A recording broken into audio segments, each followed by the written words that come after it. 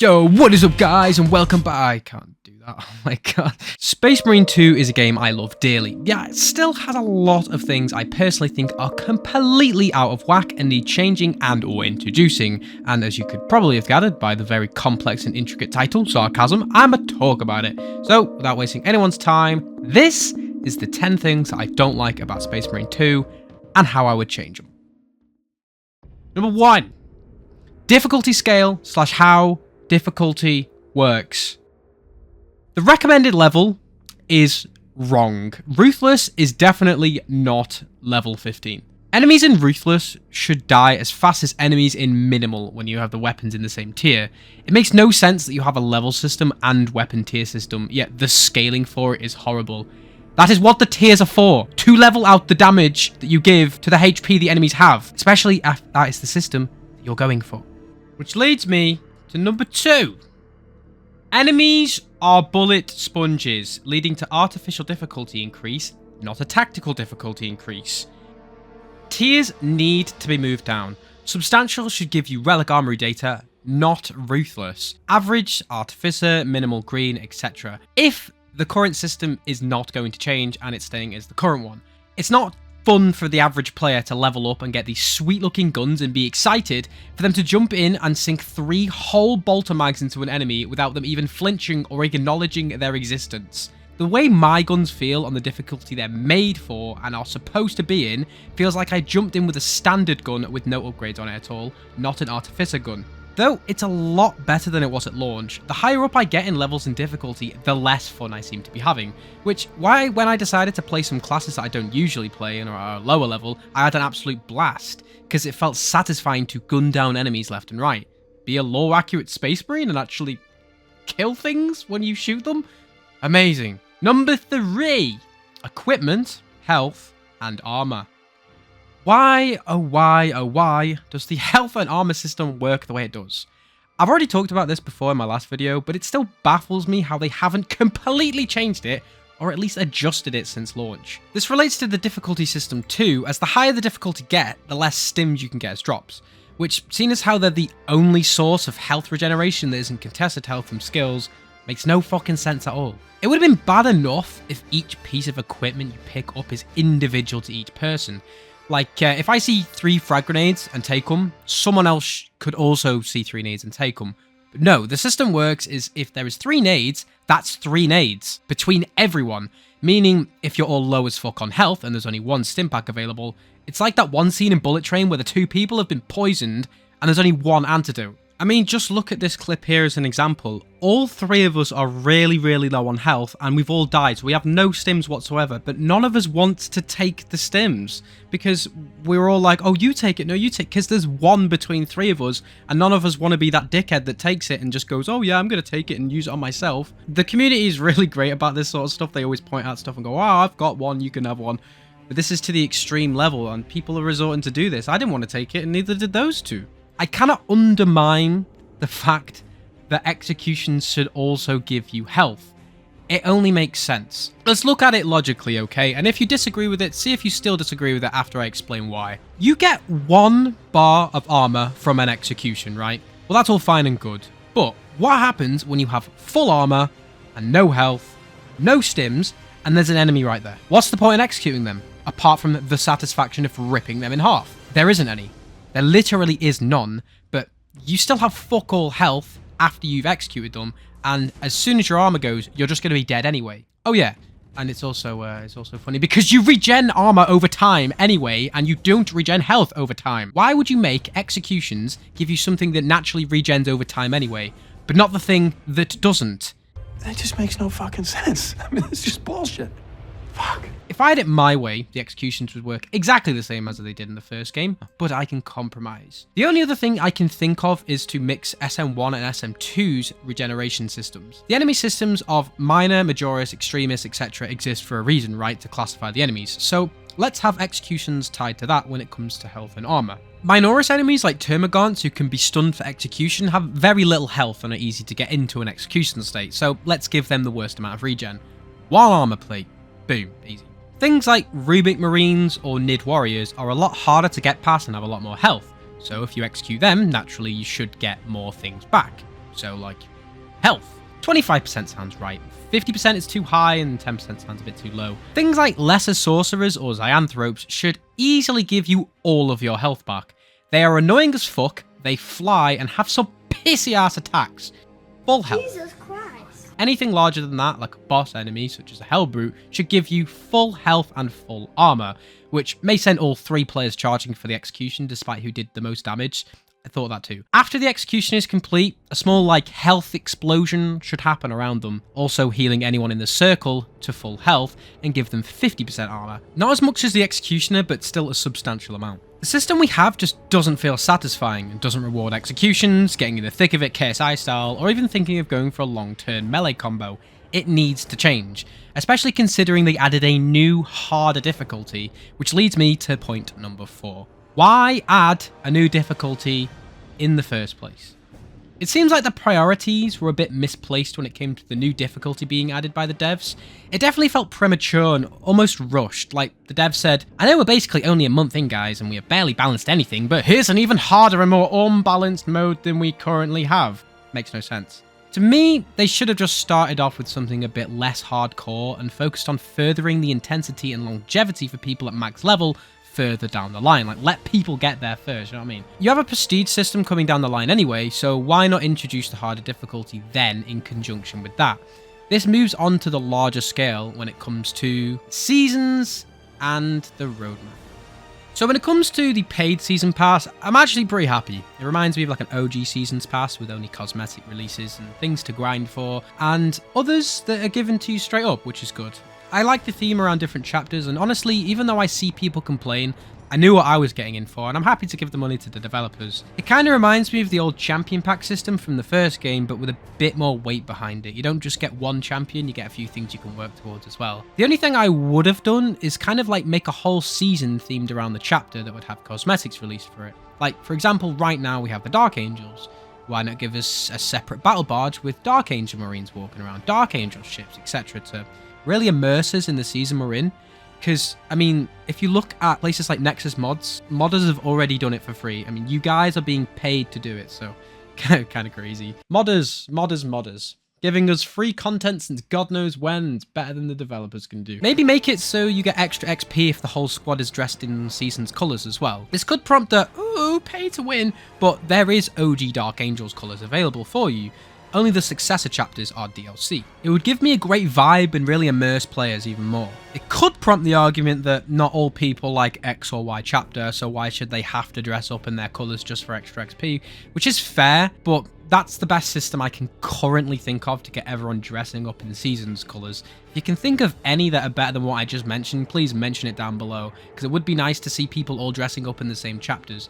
And whenever I try to do it, it feels like I either get kicked from the game or the game gets disconnected. Like, for example, I saw some guys in some Black Templar armor and they were clearly queued together. And when we came out from the operation that we were in, I decided, hey, I'm going to be a Black Templar as well. So I went down to go and try and get my Black Templar colors on, and as soon as I did that, I got kicked from the session. And I'm like, guys, I'm trying to immerse ourselves so we can all play as Black Templars. I know there are Discords you can join for that, but for the average player who just wants to immerse themselves and go into an operation with all 3 players looking the same, I think that's a really good system to get people involved. I don't know. Once again, if you have a different system, put it down below.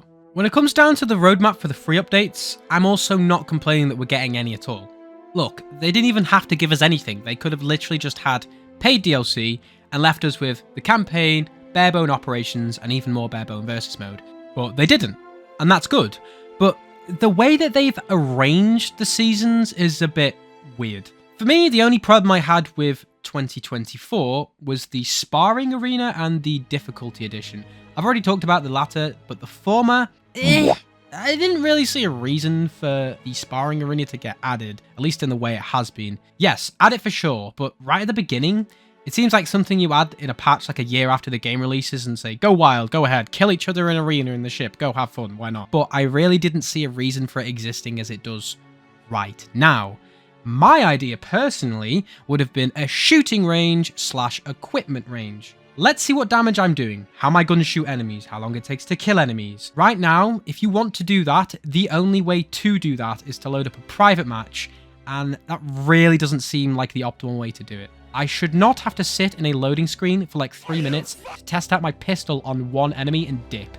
I really shouldn't. Also, the introduction of the Horde mode and the lack of PvP/chaos mentioned at all on the roadmap. I know everyone's already mentioned it to death, but I'm not just gonna forget that chaos are in the game. You have fuck all going for them. I come from the first game with tons of customization for both sides, not just one. I also come from a game with a PvP that was rewarding to play and had a lot going for it. This one does not, and you're lucky I don't have an entire section dedicated to just PvP. Apart from the first week I played the game on PvP, I haven't been back since, because there's no reason to. No exclusive armor, no unlockables that are substantial for any chaos at all, and to see the fact that the only mention of PvP in the roadmap is new game mode and new arenas is a piss take in my opinion. I know they're focusing more on PvE, but why include the mode in the first place if you're not going to do anything for it? Horde mode, aka Exterminatus, was something that I absolutely loved about Space Marine 1, and honestly is the only thing that kept me coming back over and over again over time. When the multiplayer for that game died out, the only realistic way for me to play with my online character and with others online is that mode. It's an infinitely replayable mode with a lot of satisfaction for going as far as you could, or making it all the way to the end of Arena 4 as fast as you could. It was satisfying but challenging. The enemies didn't just get more bullet spongy like they do in this game, they did things like appear in larger numbers, had more heavy units, bosses, objectives for you to complete, etc., and was super fun. I know it takes time to develop a mode like this, and I'm fine with that. I'm not complaining at that not coming at launch, of course. But being that far down the line is really disappointing and kind of a concern for me. But hopefully that gives them time to develop the system a bit more. And I think the system that needs the most work is the next one I'm going to talk about. Number 6, the XP system for the game. I've not seen anybody mention this as far as I'm aware, and it's unsatisfying and doesn't really reward killing, just completion, and that's shit. If you've played 99.9% of shooter games, you know that when you kill something, you get a little XP for doing so, and that's a great feeling, which makes you want to do it again and again and again. Well, this game doesn't work like that.